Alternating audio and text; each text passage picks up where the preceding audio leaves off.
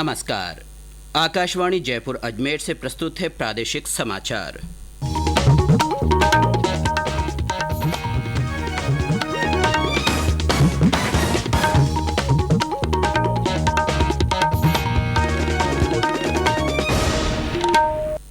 मुख्य समाचार। प्रधानमंत्री नरेंद्र मोदी ने संयुक्त राष्ट्र में सुधारों के साथ बहुपक्षीयता का दायरा बढ़ाने की अपील की। राजस्थान उच्च न्यायालय ने सचिन पायलट सहित कांग्रेस के बागी विधायकों की याचिका पर सुनवाई सोमवार तक के लिए की स्थगित। निर्वाचन आयोग ने देश में कोविड महामारी के मद्देनजर राजनीतिक पार्टियों से चुनावों और जनसभाओं के बारे में मांगी राय। और प्रदेश में कोरोना संक्रमण से स्वस्थ होने वाले लोगों की संख्या 20,626 हुई। कल सामने आए 615 नए मामले। समाचारों के साथ मैं अब्दुल हनीफ और अब समाचार विस्तार से। प्रधानमंत्री नरेंद्र मोदी ने संयुक्त राष्ट्र में बहुपक्षीय सुधारों का दायरा बढ़ाने की अपील की है। उन्होंने कहा कि कोरोना संकट के बाद के समय में इसका स्वरूप समकालीन विश्व के वास्तविकता को परिलक्षित करने वाला होना चाहिए। संयुक्त राष्ट्र आर्थिक सामाजिक परिषद को कल रात संबोधित करते हुए प्रधानमंत्री श्री मोदी ने कहा कि संयुक्त राष्ट्र के 75 वर्ष पूरे होने का अवसर वैश्विक बहुपक्षीय प्रणाली में सुधार का संकल्प लेने का अवसर है, ताकि इसकी प्रासंगिकता और प्रभावशालीता बढ़े और यह मानव केंद्रित हो सके। Multilateralism needs to represent the reality of the contemporary world. Only reform multilateralism with a reformed United Nations as its center can meet the aspirations of humanity. Today, while celebrating 75th years of the United Nations, let us pledge to reform the global multilateral system, to enhance its relevance, to improve its effectiveness, and to make it the basis of a new type of human-centric globalization. Shri Modi ने कहा कि भारत ने परिषद की कार्यसूची तय करने में अपनी भूमिका निभाई है। उन्होंने कहा कि भारत सतत विकास लक्ष्यों को प्राप्त करने में अन्य विकासशील देशों की मदद कर रहा है। उन्होंने कहा कि कोरोना महामारी ने कई देशों के धैर्य की परीक्षा ली है। प्रधानमंत्री ने कहा कि निचले स्तर पर उपलब्ध स्वास्थ्य सुविधाओं के कारण भारत में कोरोना संक्रमण से मुक्त होने की दर काफ़ी अच्छी है। प्रदेश में चल रहे राजनीतिक दांवपेचों के बीच कल जयपुर में राजनीतिक सरगर्मियां जारी रही। राजस्थान उच्च न्यायालय ने सचिन पायलट तथा कांग्रेस के अन्य बागी विधायकों की याचिका पर सुनवाई सोमवार तक के लिए स्थगित कर दी। साथ ही उच्च न्यायालय ने विधानसभा अध्यक्ष को इन विधायकों को जारी किए गए नोटिसों पर मंगलवार सुबह तक कोई कार्रवाई नहीं करने के आदेश दिए। मुख्य न्यायाधीश इंद्रजीत मोहंती तथा न्यायाधीश प्रकाश गुप्ता की खंडपीठ ने इस मामले में विधानसभा अध्यक्ष के समक्ष याचिका पेश करने वाले सरकारी मुख्य सचेतक महेश जोशी को पक्षकार बनाते हुए शनिवार को जवाब पेश करने को कहा है। इस मामले में मुख्य सचेतक महेश जोशी की ओर से दायर केवियट याचिका को न्यायालय द्वारा स्वीकार कर लिया गया। न्यायालय में सचिन पायलट तथा अन्य बागी विधायकों की ओर से वरिष्ठ अधिवक्ता हरीश साल्वे तथा मुकुल रोहतगी ने पक्ष रखा। दूसरी ओर कांग्रेस की ओर से अभिषेक मनु सिंघवी ने बहस की। उधर केंद्रीय मंत्री गजेंद्र सिंह शेखावत ने नई दिल्ली में मीडिया से बातचीत में कहा कि ऑडियो में उनकी आवाज़ नहीं है। उन्होंने कहा कि वे किसी भी तरह की जांच के लिए तैयार हैं। वहीं कल जयपुर में भाजपा के नेता प्रतिपक्ष गुलाब चंद कटारिया, पार्टी प्रदेश अध्यक्ष सतीश पूनिया और प्रतिपक्ष के उपनेता राजेंद्र राठौड़ ने एक संयुक्त प्रेस वार्ता में कहा कि सरकार अपनी कुर्सी बचाने के लिए सरकारी एजेंसियों का दुरुपयोग कर रही है। इस बीच मार्क्सवादी कम्युनिस्ट पार्टी के विधायक बलवान पूनिया ने कहा कि वे सरकार के साथ हैं और सरकार गिराने की किसी भी कोशिश के खिलाफ हैं।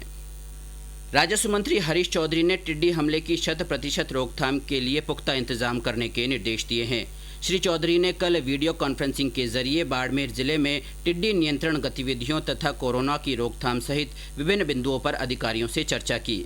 इस अवसर पर राजस्व मंत्री ने जिले में टिड्डी से फसलों को हुए नुकसान तथा जिले में टिड्डी नियंत्रण के लिए ट्रैक्टर, माउंटेन स्प्रेयर तथा आवश्यक कीटनाशकों की जानकारी ली और पर्याप्त संसाधनों की उपलब्धता सुनिश्चित करने को भी कहा। चूरू में अखिल भारतीय किसान सभा ने जिला मुख्यालय पर टिड्डी हमलों के कारण खराब हुई फसलों को लेकर प्रदर्शन किया। किसान सभा ने जिला कलेक्ट्रेट पहुंचकर जिला प्रशासन से क्षेत्र के दूध व मीठा और रामपुरा बास गांव में खरीफ की खराब हुई फसलों के आकलन और मुआवजे की मांग की। प्रादेशिक समाचार बुलेटिन आप हमारे ट्विटर हैंडल @AIR News_जयपुर पर फॉलो कर सकते हैं। निर्वाचन आयोग ने देश में कोविड-19 महामारी के मद्देनजर राजनीतिक पार्टियों से चुनावों और जनसभाओं के बारे में राय मांगी है। आयोग ने सभी राजनीतिक दलों से अनुरोध किया है कि इस महीने के अंत तक अपने विचार और सुझाव भेज दें। आयोग के पत्र में कहा गया है कि राजनीतिक पार्टियों के विचारों और सुझावों के आधार पर उम्मीदवारों के प्रचार अभियान और चुनाव प्रक्रिया पर दिशा निर्देश तैयार किए जाएंगे। राज्य में इस साल अब तक 16 जिलों में सामान्य बारिश हो चुकी है। चूरू जिले में सामान्य से अधिक बारिश हुई है। वहीं राजधानी जयपुर सहित 16 जिले ऐसे हैं जहां औसत से कम बारिश दर्ज की गई है। सिंचाई विभाग के अनुसार कल सबसे अधिक 83 मिलीमीटर बारिश डूंगरपुर जिले के आसपुर में हुई। वहीं इसके अलावा कई अन्य जिलों से भी बारिश के समाचार मिले हैं। मौसम विभाग ने बांसवाड़ा, प्रतापगढ़, झालावाड़ जिलों में कुछ स्थानों पर भारी बारिश की चेतावनी दी है। प्रदेश में कल कोरोना संक्रमण के 615 नए मरीज सामने आए हैं। स्वास्थ्य विभाग द्वारा जारी रिपोर्ट के अनुसार सर्वाधिक 108 मामले बीकानेर में दर्ज किए गए। इसके अलावा अजमेर में 99, जोधपुर में 70, जयपुर में 54, भरतपुर में 40, नागौर में 31, कोटा में 27, बाड़मेर और भीलवाड़ा में 25-25, अलवर में 24, चूरू में 19, राजसमंद में 13, उदयपुर में 12, श्रीगंगानगर और झुंझुनू में 11-11, डूंगरपुर में 10, धौलपुर में 9, झालावाड़ में 5, पाली और सीकर में 4-4, टोंक में 3, दौसा, सवाईमाधोपुर और सिरोही में 2-2, बारां, प्रतापगढ़ और करौली में 1-1 तथा अन्य राज्य के 2 व्यक्तियों में कोरोना की पुष्टि हुई है। इनको मिलाकर प्रदेश में कोविड-19 मरीजों की संख्या बढ़कर 27,789 हो गई है। इसमें से 20,626 रोगी ठीक हो चुके हैं। प्रदेश में अब 6,617 सक्रिय मरीज हैं। अब तक 546 लोगों की कोरोना महामारी से मृत्यु हुई है। देश में इस समय करीब 3,42,000 कोविड मरीजों का इलाज चल रहा है। स्वास्थ्य और परिवार कल्याण मंत्रालय के अधिकारी ने बताया कि 1.94% से भी कम मरीजों को आईसीयू में, 0.35% मरीज वेंटिलेटर और 2.81% मरीज ऑक्सीजन सपोर्ट वाले बिस्तरों पर है। देश में 10 लाख की जनसंख्या पर केवल 18.6 लोगों की मृत्यु हुई है, जो विश्व में सबसे कम मृत्यु दर है। प्रधानमंत्री नरेंद्र मोदी 26 जुलाई को आकाशवाणी से मन की बात कार्यक्रम में अपने विचार साझा करेंगे। यह इस मासिक रेडियो कार्यक्रम की 67वीं कड़ी होगी। प्रधानमंत्री ने इस कार्यक्रम के लिए श्रोताओं के सुझाव मांगे हैं। श्रोता अपने संदेश रिकॉर्ड कराने के लिए 1800117800 डायल कर सकते हैं। करौली जिले की स्थापना दिवस की पूर्व संध्या पर आज जिले के विकास पर चर्चा के लिए संगोष्ठी का आयोजन किया जा रहा है। वहीं जिले भर में करौली जिला स्थापना दिवस के अवसर पर कई कार्यक्रम आयोजित किए जाएंगे। जोधपुर डिस्कॉम द्वारा पाली जिले में विशेष सतर्कता अभियान चलाया जा रहा है। इस अभियान के तहत डिस्कॉम द्वारा विद्युत चोरी पकड़ने के साथ ही बकाया राशि वसूल की जा रही है। पाली जिले के रानी इलाके में पुलिस ने 354 किलोग्राम अवैध डोडा पोस्त बरामद किया है। पुलिस ने नाकाबंदी के दौरान अवैध डोडा पोस्त से भरी गाड़ी को जब्त किया। मौके से आरोपी फरार हो गया। और अब आकाशवाणी जयपुर के समाचार विभाग की विशेष अपील।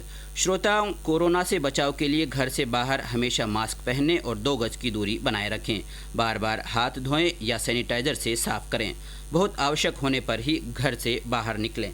और अब अंत में मुख्य समाचार एक बार फिर।